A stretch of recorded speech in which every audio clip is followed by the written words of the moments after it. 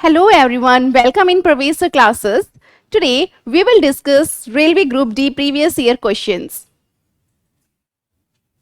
Now first is the current voltage graph of ohmic devices is as follows. Current voltage graph है of ohmic devices, उसका जो graph बनेगा वो कैसा बनेगा? Parabolic curve, two line curve, non linear curve या linear curve? अगर हम एक रिलेशन देखें करंट और वोल्टेज में, so we have here relation V is equal to I are.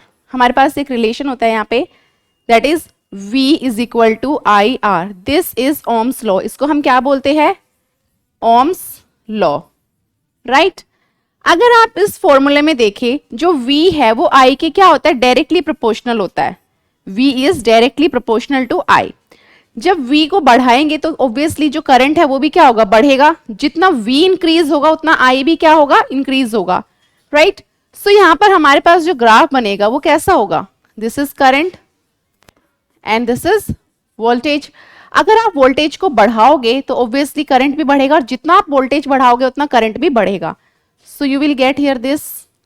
फिर यहाँ पे आप वोल्टेज बढ़ा रहे हो उतना करंट भी बढ़ेगा, फिर आपको ऐसा मिलेगा. फिर आप जितना वोल्टेज बढ़ा रहे हो उतना करंट भी बढ़ेगा, फिर आपको ऐसा मिलेगा.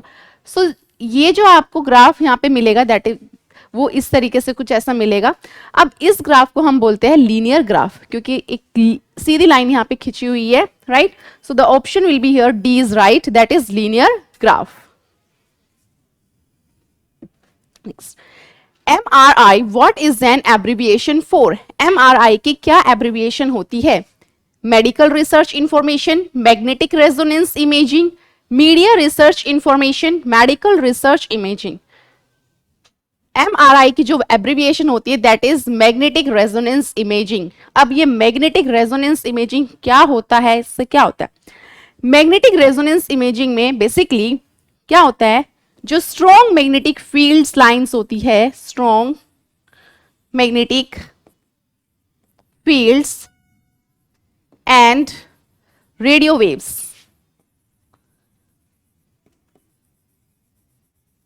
Are used. इन्हें हम यूज करते हैं स्ट्रॉन्ग मैग्नेटिक फील्ड्स को, रेडियो वेव्स को. क्यों? जिससे कि हम बॉडी के इनसाइड जितने भी ऑर्गन्स हैं उनको देख सके.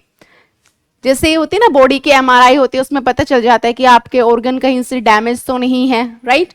तो उसमें क्या होता है? Strong magnetic field lines and radio waves use किए जाते हैं. सो दैट इज MRI. MRI को हम यहाँ पे MRT भी बोलते हैं, that is magnetic resonance tomography. T for tomography, right? So magnetic resonance imaging is MRI. So option B will be right here. Next, an electric current of 0.75 ampere flows in a filament of an electric bulb for 10 minutes. Find the amount of electric charge flowing through the conductor. एक electric bulb है जो कितने ampere का है? कितनी ampere current? 0.75 ampere current flow करा जाता है उसके through in a filament of an electric bulb for 10 minutes. इतना करंट फ्लो कराया जा रहा है for 10 minutes. So this is current, right? Time जो दिया हुआ है दैट इज 10 मिनट्स. अब हमें इसमें क्या फाइंड आउट करना है? Find the amount of electric charge flowing through the current. यानी इसमें हमें charge, electric charge find out करना है.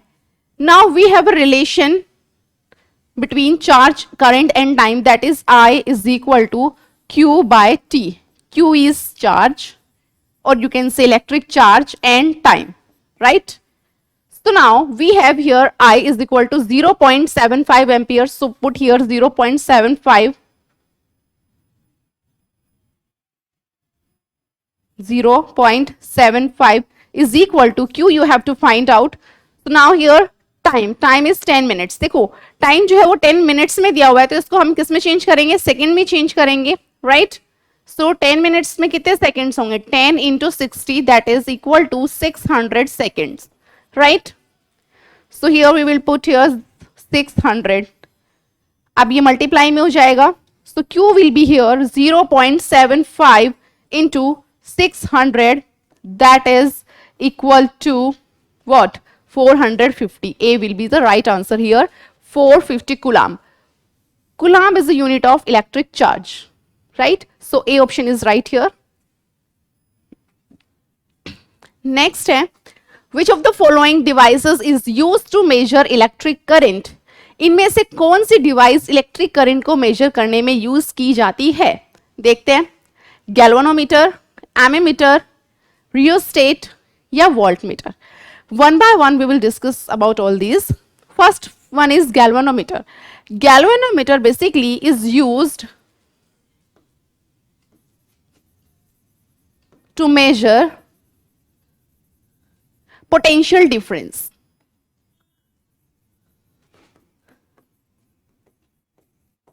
Right?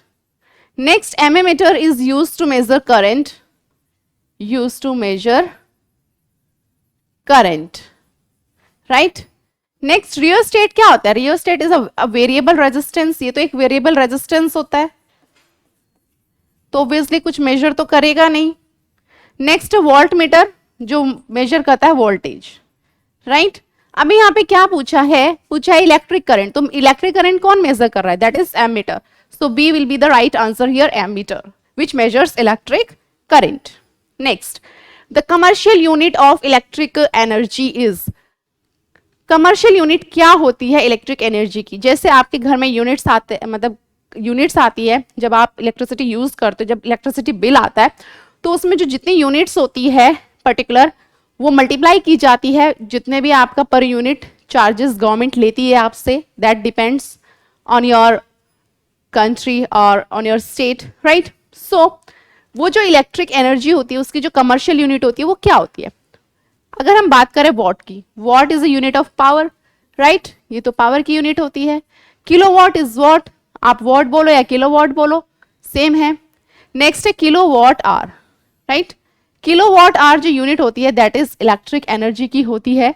नेक्स्ट है जूल. जूल जो यूनिट होती है that is only energy, we can't say it's energy, that is energy. अब वो वर्क डन की भी हो सकती है, राइट? सो किलोवाट आवर जो होता है वो कमर्शियल यूनिट होती है किसकी? इलेक्ट्रिक एनर्जी की, जिससे आपके घर में जो यूनिट्स आती है that is in the form of kilowatt hour. So the right option will be here, kilowatt hour, option number C. Next, factors affecting resistance to matter. कौन कौन से फैक्टर्स है जो इफेक्ट करते हैं रेजिस्टेंस को? Number 1, temperature, nature of substance, conductor length, area of transverse passage. यहाँ पे ये पता करने के लिए हमें रिलेशन पता होना चाहिए in between all these: resistance, temperature, nature of the substance, conductor length and area. अब हमारे पास यहाँ पे एक रिलेशन होता है, R is equal to rho L by A. R क्या होता है? Resistance, right? R is resistance. Rho को हम बोलते हैं रेजिस्टिविटी. रेजिस्टिविटी क्या होता है? रेजिस्टिविटी होती है जो कैपेसिटी होती है रेजिस्टेंस को कंट्रोल करने के लिए, राइट? नेक्स्ट है लेंथ, जो वायर की जो लेंथ होगी. नेक्स्ट है this is area of cross section. Area of cross section. अगर हम यहां पे देखें, रेजिस्टेंस जो है वो रेजिस्टिविटी के तो डायरेक्टली प्रोपोर्शनल है, लेंथ के भी डायरेक्टली प्रोपोर्शनल है, एरिया के भी डायरेक्टली प्रोपोर्शनल है. तो लेंथ भी हो गया, राइट? एरिया भी इंक्लूड हो गया इसमें. नेचर ऑफ सब्सटेंस, ऑब्वियसली वो सब्सटेंस जो है वो किस मटेरियल का बना है उस पर भी डिपेंड करेगा. रेजिस्टिविटी इसमें कितनी कैपेसिटी है इस पर भी डिपेंड करेगा. अभी जो बचा ओनली फॉर टेम्परेचर, इसके बारे में हमें नहीं पता, देख लेते हैं. जो रेजिस्टेंस होता है वो इनवर्सली प्रोपोर्शनल होता है टेम्परेचर के, राइट? अगर आप रेजिस्टेंस को बढ़ाओ, अगर आप टेम्परेचर को बढ़ाओगे तो रेजिस्टेंस घटेगा, टेम्परेचर को घटाओगे तो रेजिस्टेंस बढ़ेगा. सो इनवर्स रिलेशन होता है. तो अगर हम यहाँ पर देखें इन दोनों फॉर्मूलाज को, जो रेजिस्टेंस है वो सभी पर डिपेंड करता है, that is temperature, nature of substance, conductor length, area of transverse passage. So the what option will be right here? A, B, C, D. The option A will be right here. Next, depending on the electrical conductivity choose the odd one from the following option. अगर हम electrical conductivity की बात करें, electrical conductivity क्या होती है? जो electricity को कंडक्ट करता है, राइट? अगर आप सपोज एक वायर है, उसे करंट उसके थ्रू पास करते हो, उस वायर को छुओगे, करंट लगेगा, तो जो वायर उसमें जो फ्लो हो रहा, जो वायर है जो कनेक्टेड है स्विच से, उसमें जो इलेक्ट्रिसिटी जो फ्लो हो रही है, बेसिकली उसको वो कंडक्ट कर रहा है, वायर किसको? इलेक्ट्रिसिटी को, तभी तो आपको करंट लग रहा है। फर्दर फिर आप क्या यूज करते हो उसमें? आप यूज करते हो व्हाट? Handle, right?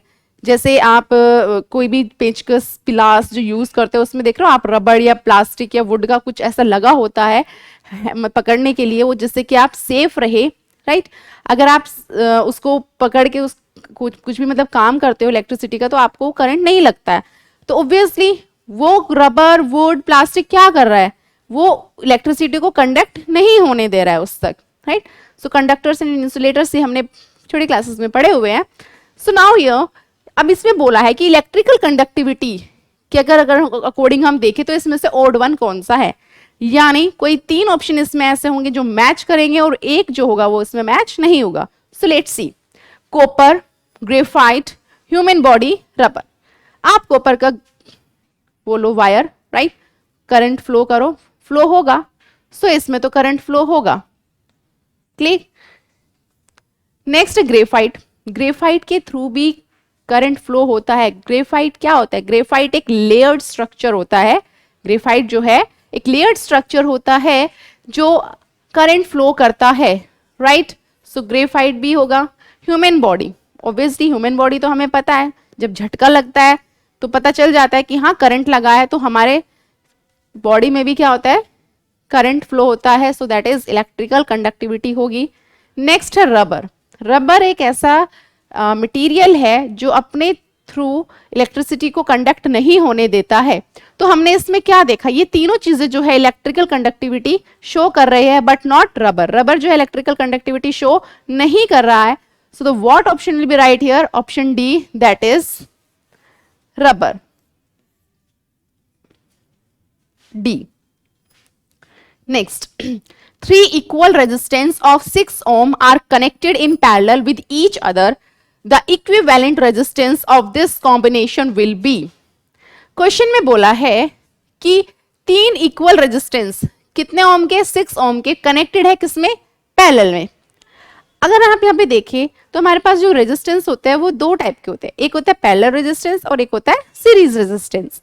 यहाँ पे मैं आपको जस्ट बता देती हूँ, जो सीरीज रेजिस्टेंस होते हैं वो कुछ इस तरीके से आपस में कनेक्टेड होते हैं, राइट? अगर हम पैरेलल की बात करें तो वो पैरेलली कनेक्टेड होती है ऐसे,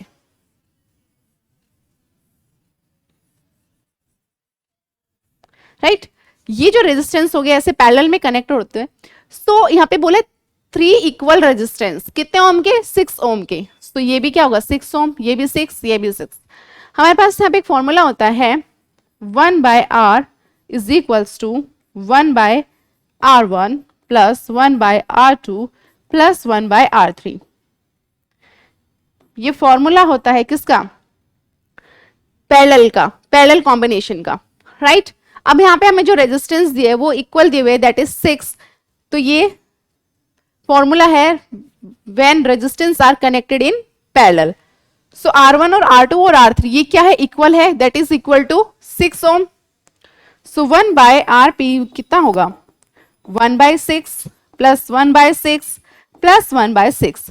सो that is equal to what? 3/6, that is equals to 1/2। तो 1/R is equals to 1/2।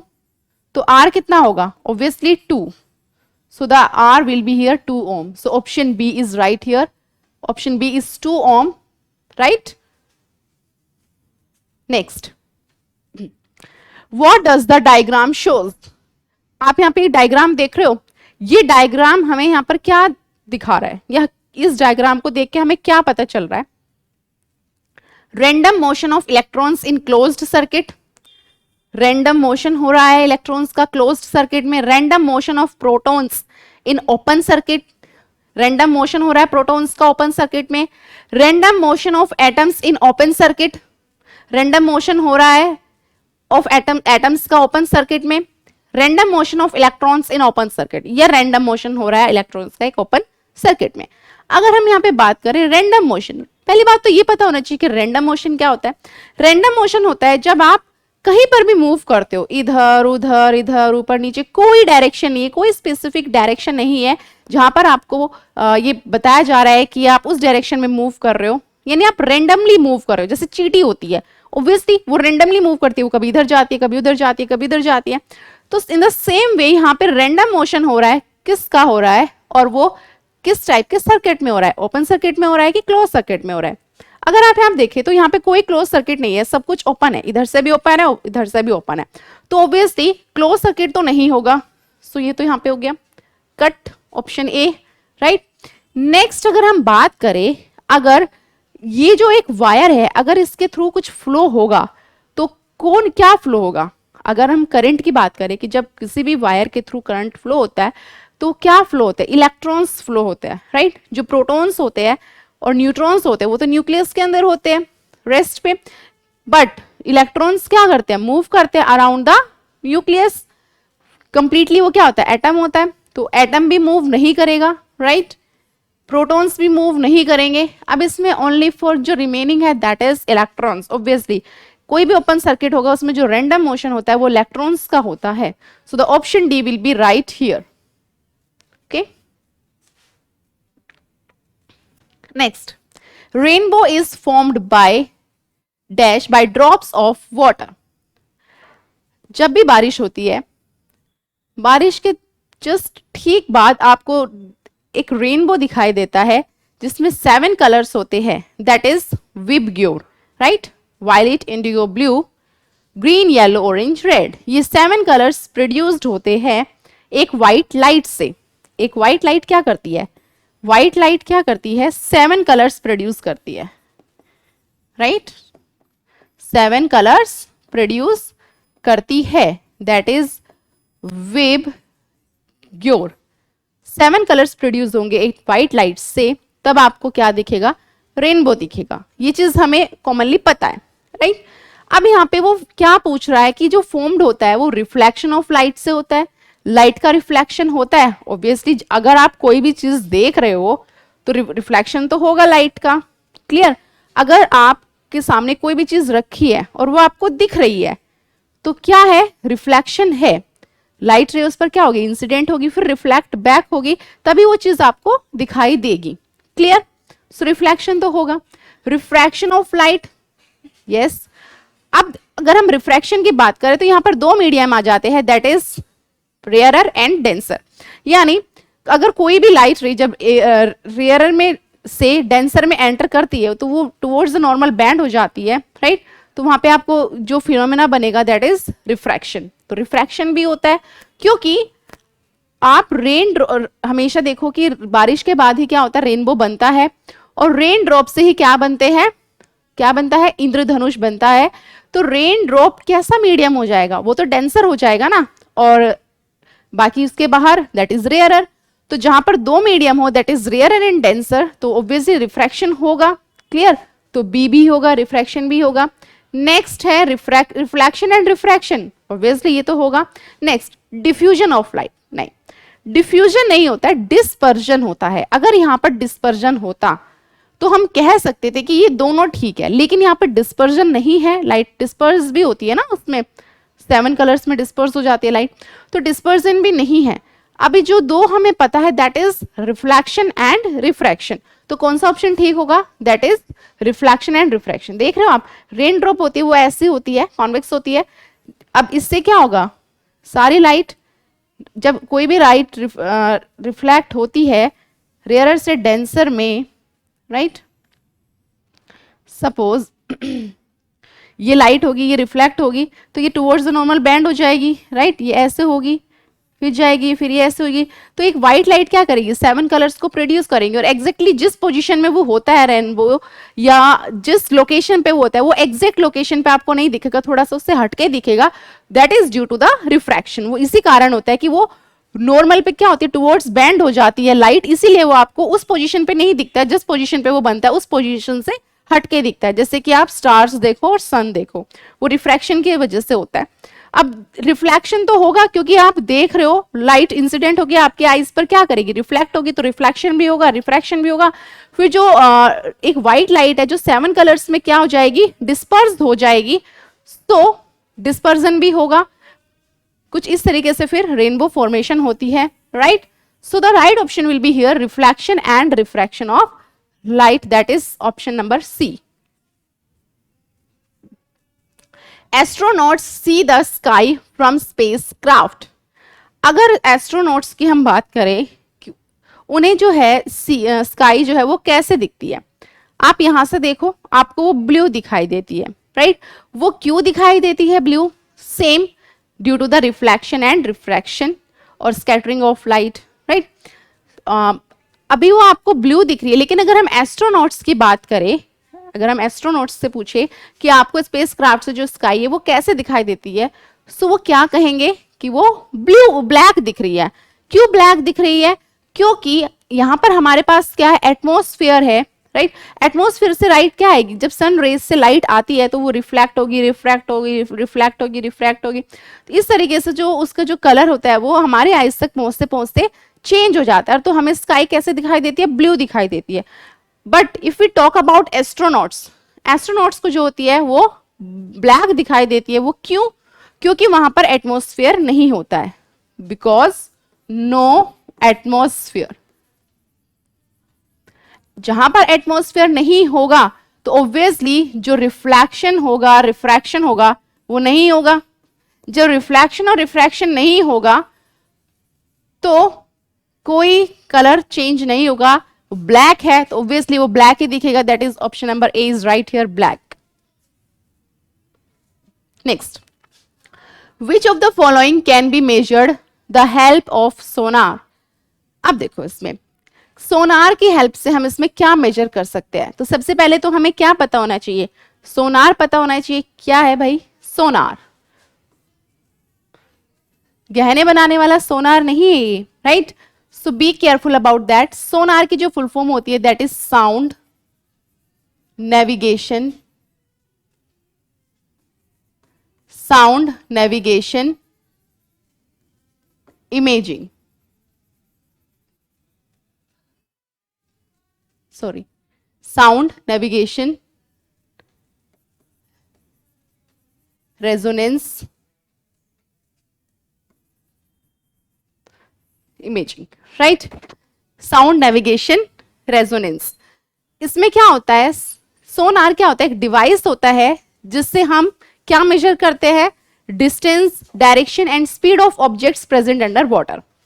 Under water हम इसमें पता लगा लेते हैं कि कोई भी चीज कितनी दूरी पर है, राइट। सपोज जैसे आप देख रहे हो कि जो पर्सन नेवी में होता है उन्हें तो बहुत इसकी जानकारी होती है। बेसिकली वो क्या करते हैं, जब कोई फाइट वगैरह होती है, राइट, मतलब उनको पता चल जाता है कि दुश्मन हमसे इतनी दूरी पर है, पर्टिकुलर डिवाइस या पर्टिकुलर कोई भी ऑब्जेक्ट है वो हमसे इतनी दूरी पर है, तो ये प्रोटेक्ट भी करता है उन्हें, राइट, क्योंकि उन्हें अंदाजा हो जाता है कि हम लोगों से इतनी दूरी पर है और हमें अब यहाँ से वार करना है। या फिर बहुत सारी अगर आप देखें वायर्स है, पाइपलाइंस है, राइट, जो समुद्र से होकर जाती है, तो अगर वहां पर कोई भी परेशानी होती है, लीकेज होती है, एवरीथिंग वो हमें किससे डिटेक्ट करनी पड़ती है, किससे हमें पता चल जाता है, दैट इज सोनार, राइट। तो सोनार बेसिकली क्या होता है, डिस्टेंस ऑफ एयरप्लेन्स में नहीं होता है, वो तो कंपास होता है। Sound produced by animals in the forest, वो तो अल्ट्रासाउंड वेव्स होती है, ultrasonic infrared rays. Next aircraft pitch, अगर हम एयरक्राफ्ट पिच की बात करें सो that is compass. So now here distance, direction, speed होती है ऑब्जेक्ट्स की जो प्रेजेंट होती है अंडर वाटर और उसका हम जो यूज करते हैं that is Sonar, sound navigation resonance imaging, right. So that is option D is right here, distance, direction, speed of object present under water. Next, what is the repetition of sound produced by the reflection of sound wave। इसमें से क्या जो है वो sound की repetition होती है जब रिफ्लेक्शन होता है साउंड वेव्स में। अगर आप पहाड़ी क्षेत्रों में जाओ, राइट, माउंटेन एरियाज पे अगर आप जाते हो, जोर जोर से जब आप चिल्लाते हो तो आपकी जो आवाज होती है वो आपको 2-3 बार सुनाई देती है। ऐसा क्यों होता है और वो कौन सा फिनोमेना होता है? देखो, जब आप तेज बोलते हो तो आपकी आवाज जो होती है वो टकराती है, टकरा के फिर आपके पास रिफ्लेक्ट बैक होती है, या फिर वो एक जगह से दूसरी जगह टकराती है, फिर टकराती है। जैसे वो जितनी बार भी वो टकराएगी उतनी बार वो आपको क्या सुनाई देगी? रिपीट होती हुई दिखाई देगी। हालांकि आपने एक ही बार बोला, लेकिन वो आपको 2-3 बार क्या होती है? रिपीट होती हुई दिखाई देती है। तो वो साउंड वेव्स के कारण, रिफ्लेक्शन ऑफ साउंड वेव्स के कारण होता है। तो उस फिनोमेनन को बेसिकली हमें बताना है यहाँ पे क्या बोला जाता है, that is echo. Right, option number B is right here.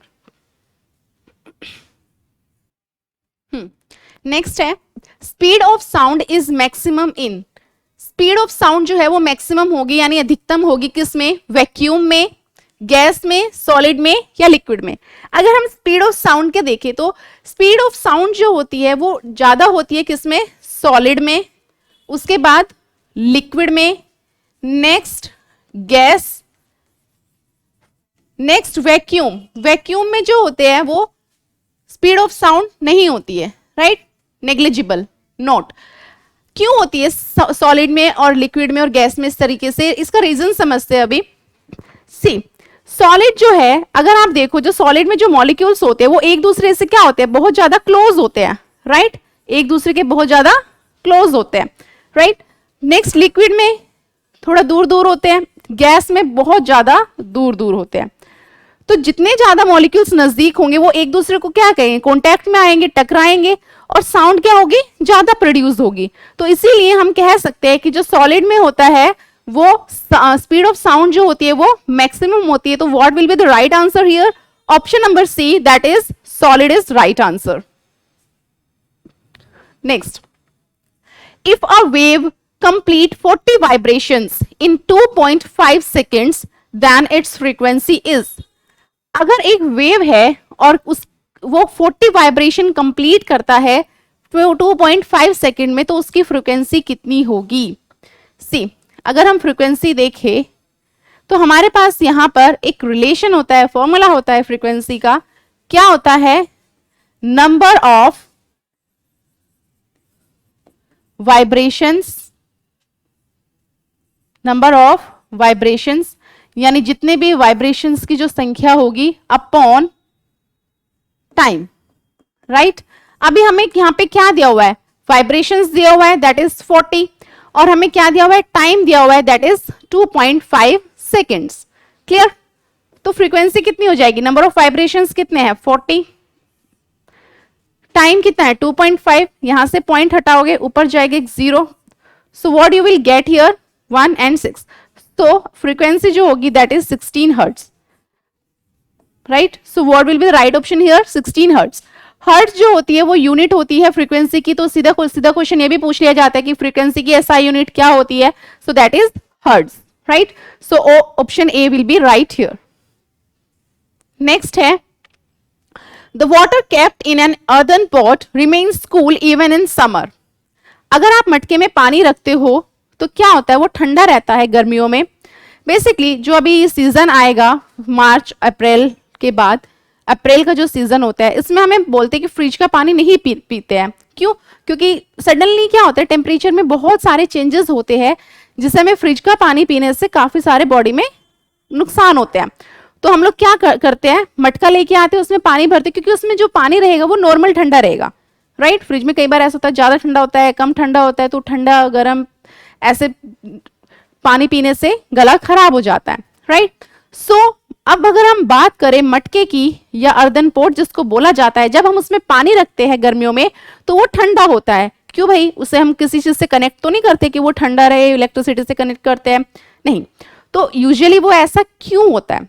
अगर आपने ध्यान से देखा होगा, जब आप मटके को देखते हो, उसमें पानी भरते हो, तो उसके चारों तरफ वो ऐसा पूरा ना पानी पानी सा हो जाता है मटके पे, ऐसे वो गीला हो जाता है मटका। क्यों क्यों गीला हो जाता है? The reason is here behind this that कि मटके में जो छोटे छोटे क्या होते हैं? होल्स होते हैं, पोर्स होते हैं, जिन जो वाटर क्या होता है उससे एवेपोरेट होता है। जब वाटर उन होल्स के थ्रू एवेपोरेट होना शुरू होगा, राइट, यानी वाष्पीकरण होगा, तो जो टेम्परेचर होता है अर्दन पोर्ट के अंदर वो क्या हो जाता है? डिक्रीज हो जाता है। क्या टेम्परेचर क्या हो जाता है? डिक्रीज हो जाता है। तो अर्दन पोर्ट के अंदर जो टेम्परेचर होगा वो डिक्रीज हो जाएगा।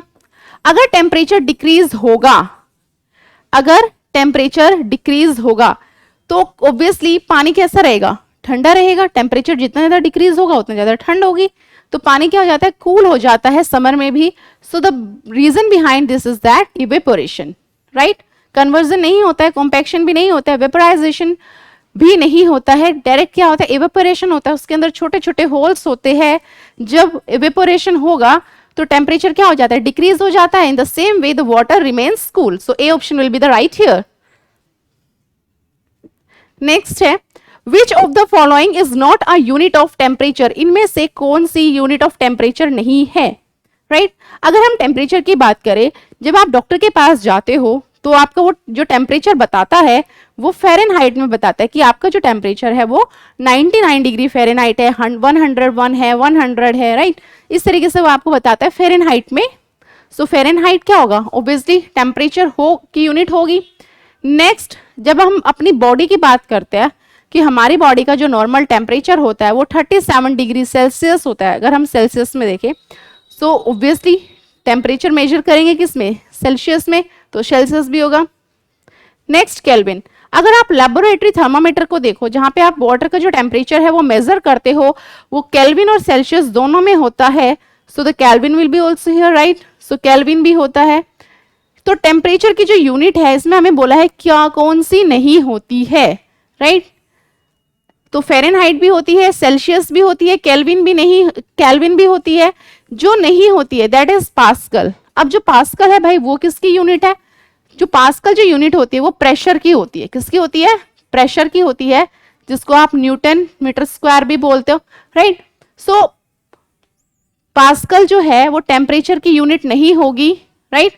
सो the word will be the right answer here, option number B, that is pascal.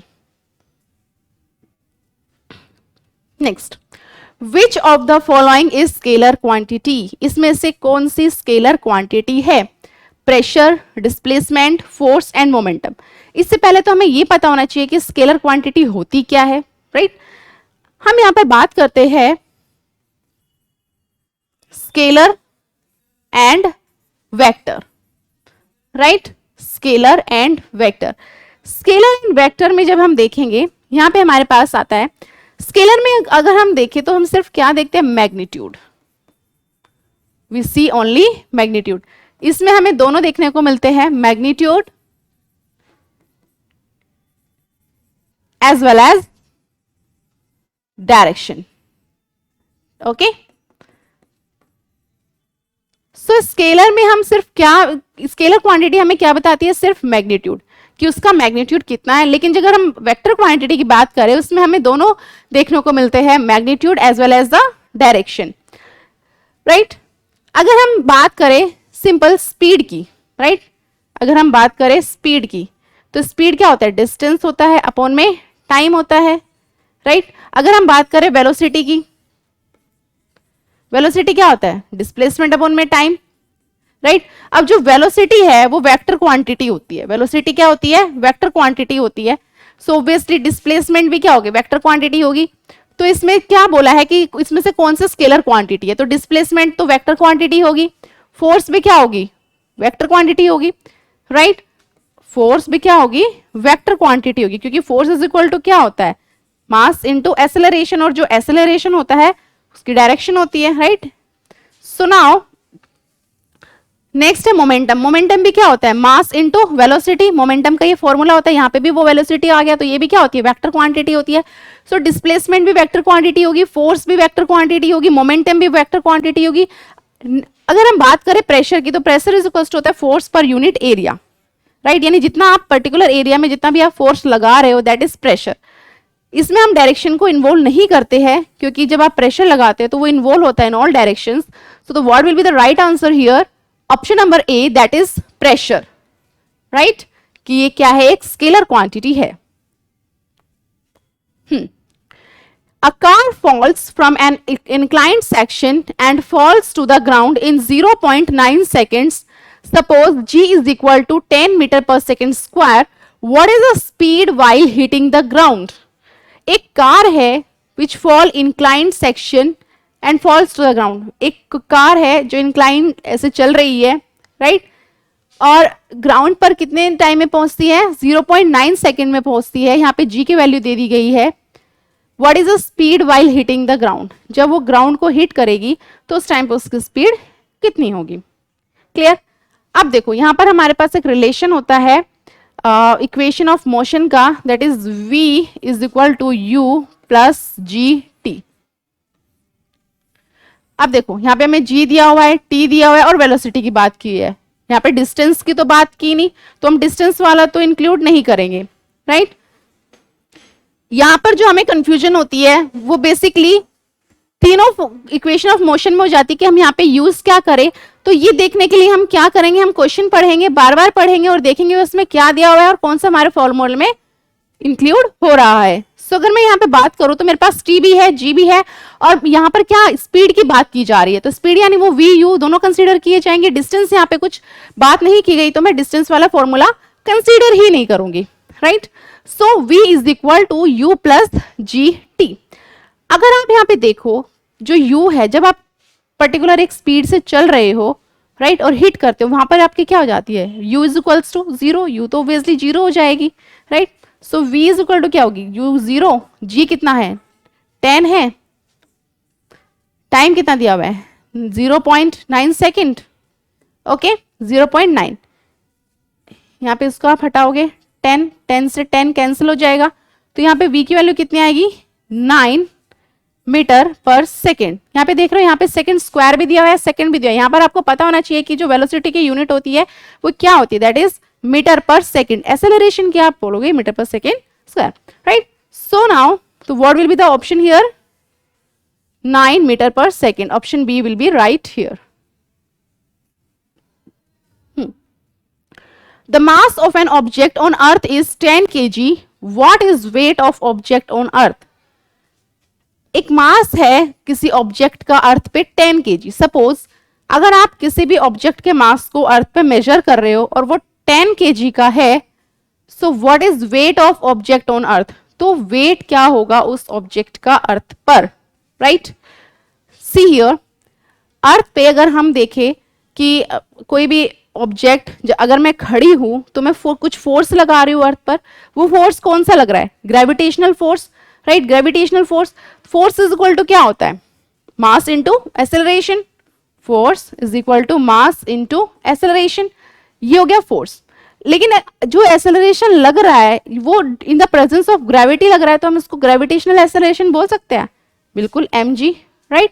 अब यहाँ पर बॉडी क्या कर रही है, हमें क्या निकालना है, वेट निकालना है। अब हम पर्टिकुलर अगर मेरी बॉडी यहाँ पर खड़ी है, वो वेट लगा रही है, यानी फोर्स से तो लगा रही है, तो weight is equals to force, तो मैं यहाँ पे लिख सकती हूँ W is equals to m into g, right. अब मुझे यहाँ पर मास दिया हुआ है वो कितने केजी का है, दैट इज 10 kg, ठीक है। अब ये कितना होता है, देखो अगर हम g कंसीडर करें, अगर उसमें दिया हुआ है 10, आप कंसीडर करो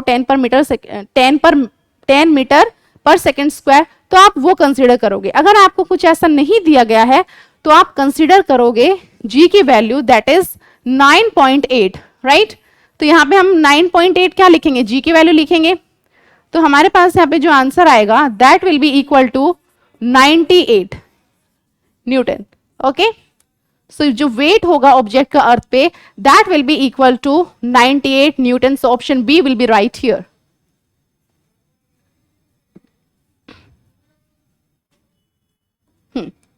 नेक्स्ट है the process of separating cream from the milk used in dairy is called. आपने घरों में देखा होगा मम्मी को क्रीम में से वो मक्खन और जो छाछ है वो अलग निकाल देती है, राइट। सो वो क्या प्रोसेस है, क्या चीज है, वन बाय वन सभी के बारे में देख लेते हैं।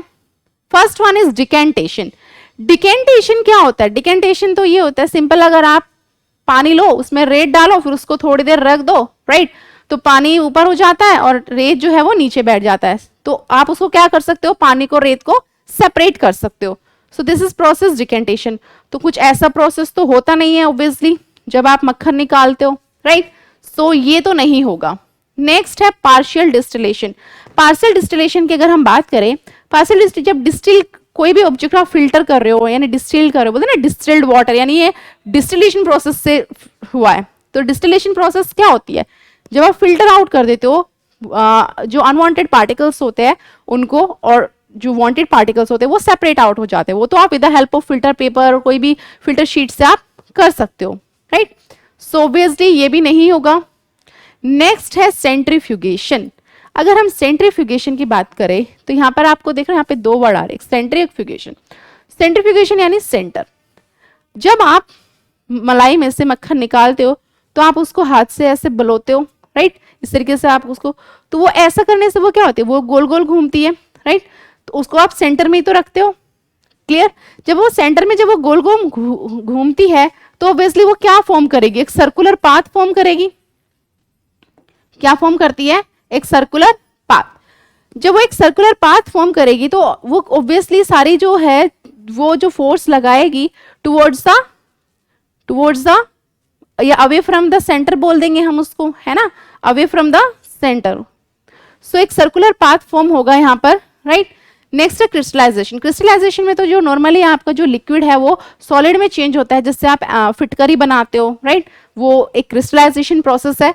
तो ये भी नहीं होगी, तो फिटकरी बनाने में यूज होता है। तो जो यहाँ पे करेक्ट ऑप्शन होगा वो सेंट्रीफ्यूगेशन होगा, क्योंकि इसमें सेंटर में जो होता है फोर्स हम लगाते हैं, राइट, और जो अराउंड जितने भी पार्टिकल्स होते हैं वो सब क्या हो जाते हैं, वो एक पर्टिकुलर एक सर्कुलर पाथ बना लेते हैं, राइट। तो एक सर्कुलर पाथ में ये होता है और 90 डिग्री होता है।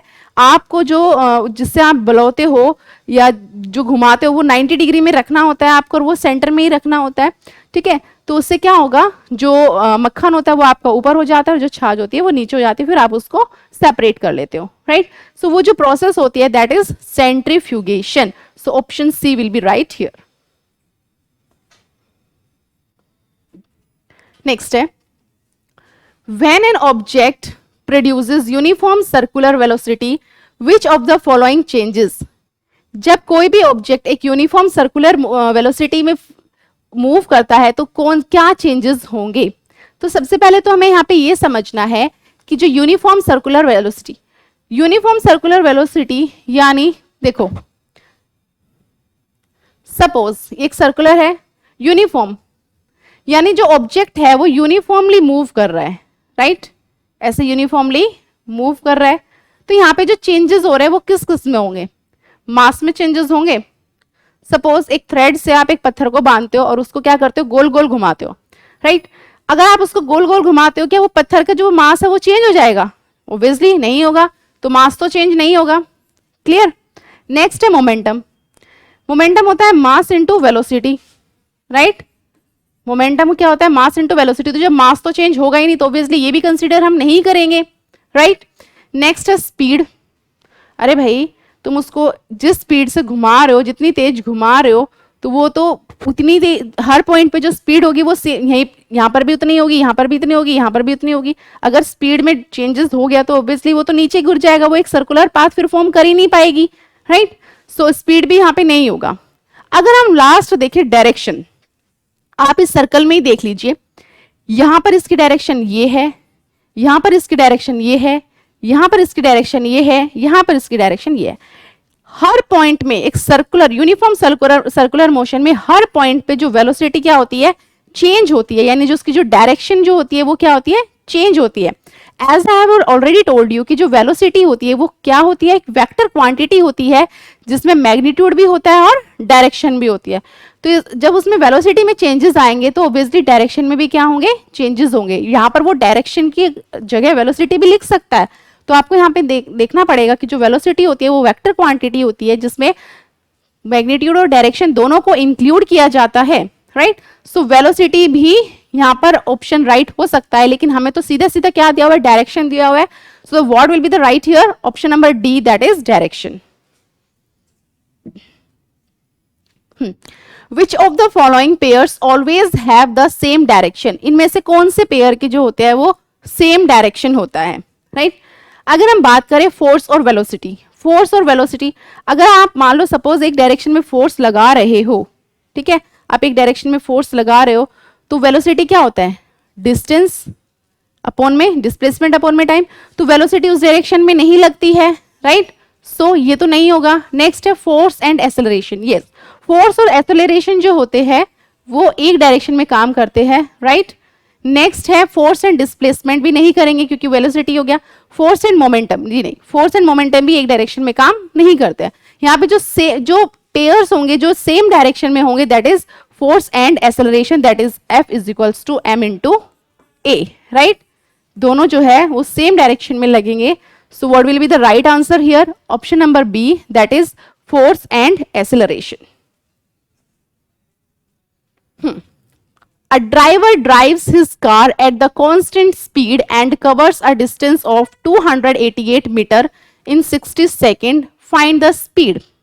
यहाँ पे बोला है एक ड्राइवर है जो कार को ड्राइव करता है, कांस्टेंट स्पीड से वो ड्राइव कर रहा है and covers a distance of 288 metre, और 288 मीटर का डिस्टेंस कवर कर लेता है। तो यहाँ पे डिस्टेंस कितना दे दिया है? 288 मीटर। टाइम कितना दिया है? 60 second. This is time.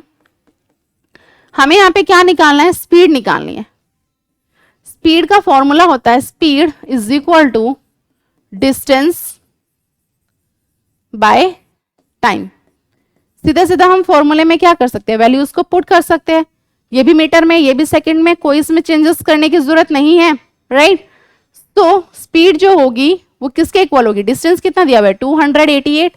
Time कितना दिया हुआ है? 60। So what you will get here? That is 4.8 metre per second. Metre per second is unit of speed. ये भी क्वेश्चन में पूछा जा सकता है कि स्पीड की जो ऐसा यूनिट होती है वो क्या होती है? मीटर पर सेकेंड होती है, मीटर पर सेकेंड स्क्वायर होती है, या मीटर सेकेंड होती है, राइट। सो स्पीड की जो यूनिट होती है वो मीटर पर सेकेंड होती है, तो ये भी डायरेक्ट क्वेश्चन में पूछ लिया जाता है। So be careful about that. So 4.8 metre per second is right here, option number A. Next है if the speed of a moving object is double. अगर हम एक ऑब्जेक्ट है वो मूव कर रहा है और उसकी स्पीड हम क्या कर दे? डबल कर दे, तो क्या होगा? It's potential energy is double, उसकी पोटेंशियल एनर्जी डबल हो जाएगी। It's acceleration is double, acceleration double हो जाएगा। इट्स मोमेंटम इज डबल, या उसका मोमेंटम डबल हो जाएगा। It's kinetic energy is double, या उसकी काइनेटिक एनर्जी डबल हो जाएगी। अब देखो यहाँ एक एक के बारे में डिस्कस कर लेते हैं। पोटेंशियल एनर्जी क्या होता है? mgh, right. यहाँ पर तो आप देख रहे हो आ ही नहीं रही वेलोसिटी, राइट। तो mgh का तो ऑब्वियसली कोई रोल यहाँ पे दिखने को मिल ही नहीं रहा है। Next it's acceleration is double, कि उसकी एक्सेलरेशन क्या हो जाएगी? डबल हो जाएगी, ठीक है। नहीं जी, एक्सेलरेशन भी डबल नहीं होगी, क्लियर, क्योंकि एक्सेलरेशन क्या होता है? v minus u by t. Next है इट्स मोमेंटम इज डबल, कि उसका मोमेंटम डबल हो जाएगा। अब देखो यहाँ पर हमारे पास एक डायरेक्ट रिलेशन है, P is equal to m into v, यानी जो मोमेंटम होता है वो किसके इक्वल होता है? m इंटू वी के इक्वल होता है। अगर आप यहाँ पर वेलोसिटी को डबल करते हो, वेलोसिटी को अगर आप डबल कर देते हो तो मोमेंटम तो क्या हो जाएगा? डबल हो ही जाएगा डायरेक्ट रिलेशन में। Next it's kinetic energy is double. Kinetic energy का फॉर्मूला होता है is equals to half m v square. अगर आप इसको डबल करोगे तो ऑब्वियसली ये तो क्या हो जाएगी? 4 टाइम्स हो जाएगी ना काइनेटिक एनर्जी, तो ये डबल नहीं होगी, तो ये भी नहीं होगा, ये भी नहीं होगा, ये भी नहीं होगा। सो what will be the right answer here? कि उसको जो मोमेंटम होगा वो क्या हो जाएगा? डबल हो जाएगा। So option C is right here. Next, if the force equation F is equal to, इसमें से जो फोर्स की इक्वेशन है F वो किसके इक्वल है? सभी के बारे में देख लेते हैं। यहाँ पे हमारे पास है F is equal to m into a. Formula होता है फोर्स का mass into acceleration, right. mgh किसका होता है? Potential energy. This is potential energy, right. Next है mv, मोमेंटम। ये मोमेंटम का होता है u plus a t, equation of motion v is equals to u plus a t. So force का तो नहीं है ये, इसमें आ गया वेलोसिटी, राइट। ये हो गया मोमेंटम, ये हो गया पोटेंशियल एनर्जी। यहां पर जो हमारे पास फोर्स का जो रिलेशन है that is F is equal to m a. So A is right here, okay. Next, which of the following energy increases with speed, इनमें से कौन सी एनर्जी जो है वो स्पीड के साथ इंक्रीज करती है? Chemical energy, potential energy, kinetic energy या इलेक्ट्रिकल एनर्जी? अगर हम देखें यहाँ पे हम कोई केमिकल का यूज नहीं कर रहे हैं तो ऑब्वियसली केमिकल एनर्जी तो नहीं होगी, इलेक्ट्रिसिटी भी फ्लो नहीं करवा रहा है वो, सिंपल उसमें क्या बोला गया है, स्पीड में जो है क्या हो गया, इंक्रीमेंट हो रहा है, सॉरी एनर्जी में क्या है, इंक्रीमेंट हो रहा है विथ स्पीड, स्पीड के साथ, ओके।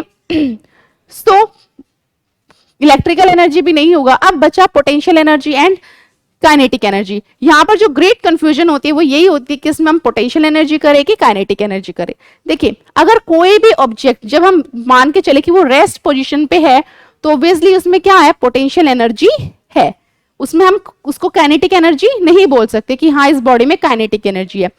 पर अगर कोई भी बॉडी मूव कर रही है तो पोटेंशियल एनर्जी तो स्टोर होती है उसकी, लेकिन वो हम नेग्लिजिबल मानते हैं, राइट, पोटेंशियल एनर्जी हम इसमें इंक्लूड नहीं करते हैं। अगर कोई भी बॉडी मूव कर रही है तो उसमें काइनेटिक एनर्जी होती है, राइट। सो क्वेश्चन में बोला है which of the following energy increases with speed, इसमें से कौन सी एनर्जी होगी वो इंक्रीज होगी स्पीड के साथ। तो ऑब्वियसली अगर वो मूव कर रही है तो पोटेंशियल एनर्जी तो नहीं होगी, पोटेंशियल एनर्जी होगी तो फिर काइनेटिक एनर्जी भी होगी, राइट। पोटेंशियल एनर्जी हालांकि एवरी टाइम वो स्टोर होती है, why, because total energy what is, kinetic energy plus potential energy, right, this is total energy. So अगर कोई भी बॉडी मूव होती है तो उसकी जो काइनेटिक एनर्जी होती है उसमें वो इंक्रीज होगी if energy increases with speed. So option C will be right here, kinetic energy. Next, formula of power is momentum per unit time, work per unit time, speed per unit time या displacement per unit time. देखिए formula of power, power is equals जो होता है that is work done upon time taken, right, work done upon time taken. Formula of power is momentum by time, momentum of by time कोई formula नहीं होता है, momentum का होता है m into v, right. Work upon में time is power का formula है, स्पीड अपॉन में टाइम किसका होता है, वेलोसिटी का होता है। बाकी भी हमें पता होना चाहिए कि कौन सा फॉर्मूला है। नेक्स्ट है डिस्प्लेसमेंट अपॉन टाइम, वेलोसिटी का होता है, राइट। सो इसमें क्या है, हमें सिर्फ पूछा है कि पावर का फॉर्मूला क्या है। सो जो पावर का जो फॉर्मूला होगा that is work by time taken. So option B will be right here. Next, odometer in vehicle measures, जो ओडोमीटर होता है व्हीकल्स में वो क्या मेजर करता है, फ्यूल, डिस्टेंस, स्मेल या स्पीड। फ्यूल तो मेजर नहीं करेगा ऑब्वियसली, वो तो आपकी क्या होता है, एक अलग से ही एक लगा होता है जिसमें जो फ्यूल होता है वो बता देता है कि फ्यूल कम है ज्यादा है, फिर वो रेड साइन दिखा देता है, राइट। तो उसको हम ओडोमीटर नहीं बोलते हैं, सो ये नहीं होगा। नेक्स्ट, स्मेल भी मेजर नहीं करेगा, स्मेल थोड़े ना, कोई स्मेल का तो कोई ऐसा मेजर करने का कोई डिवाइस ही नहीं होता है उसमें। नेक्स्ट है स्पीड, स्पीड का जो वो मेजर करने का जो डिवाइस होता है उसको हम बोलते हैं स्पीडोमीटर। व्हाट, स्पीडोमीटर होता है जो स्पीड को मेजर करता है। ओडोमीटर होता है वो जो डिस्टेंस को मेजर किया जाता है। So odometer is used to measure the distance. So what will be the right here, option number B, that is distance is correct option here. Now here, which instrument is used to measure atmospheric pressure? कौन सा instrument है इसमें से जो atmospheric pressure को क्या करता है, मेजर करता है। अगर हम वन बाय वन देखें इसमें तो हर जो इसमें जितने भी सारे इंस्ट्रूमेंट दिए हुए हैं वो किसी ना किसी को, हर किसी को क्या करता है, मेजर करता है। क्लियर। पहले अगर हम बात करें लैक्टोमीटर की, लैक्टोमीटर क्या करता है, lactometer is used for the purification of milk, purification of milk, right. Lactometer use किया जाता है, is use to for the purification of milk के लिए यूज किया जाता है लैक्टोमीटर। पता चल जाता है दूध में कितना पानी है, right. Next, barometer, barometer is used for to measure atmospheric pressure. Next, thermometer, thermometer temperature measure करता है आपकी बॉडी का। जब आप डॉक्टर के पास जाते हो तो क्या करता है, वो थर्मोमीटर लेता है और उससे आपकी बॉडी का टेम्परेचर को क्या कर लेता है, मेजर कर लेता है कि आपका फीवर जो है वो कितना है। नेक्स्ट है मल्टीमीटर। ये एक नया टर्म है। मल्टीमीटर बेसिकली क्या होता है, इलेक्ट्रिकल एप्लायंसेस में यूज किया जाता है, मेजर करता है वोल्टेज, करंट और resistance, right. Please note down this, ये बहुत कॉमन है और पूछा भी जाता है, इट इज, और अधिकतर लोगों को नहीं पता होता है। So multimeter is used to measure current, voltage, resistance, okay. So अब हमें इसमें पूछा है कि which instrument is use to measure atmospheric pressure, कौन सा इंस्ट्रूमेंट है जो एटमॉस्फेरिक प्रेशर को मेजर करता है। So that is barometer. अगर आप बात करें प्रेशर, प्रेशर की बार, राइट, दोनों टर्म क्या है देखो रिलेट कर रहे हैं, प्रेशर बार यूनिट होती है ना। सो ये चीज भी यहां से भी आप इसको याद कर रख सकते हो, क्लियर, कि जो एटमॉस्फेरिक प्रेशर होता है उसको मेजर करने के लिए जो इंस्ट्रूमेंट होता है दैट इज बैरोमीटर, एंड जो बार होती है वो उसकी यूनिट होती है। तो इस चीज से आप इसको कनेक्ट करके याद रख सकते हो। So that's all for today, goodbye and have a nice day.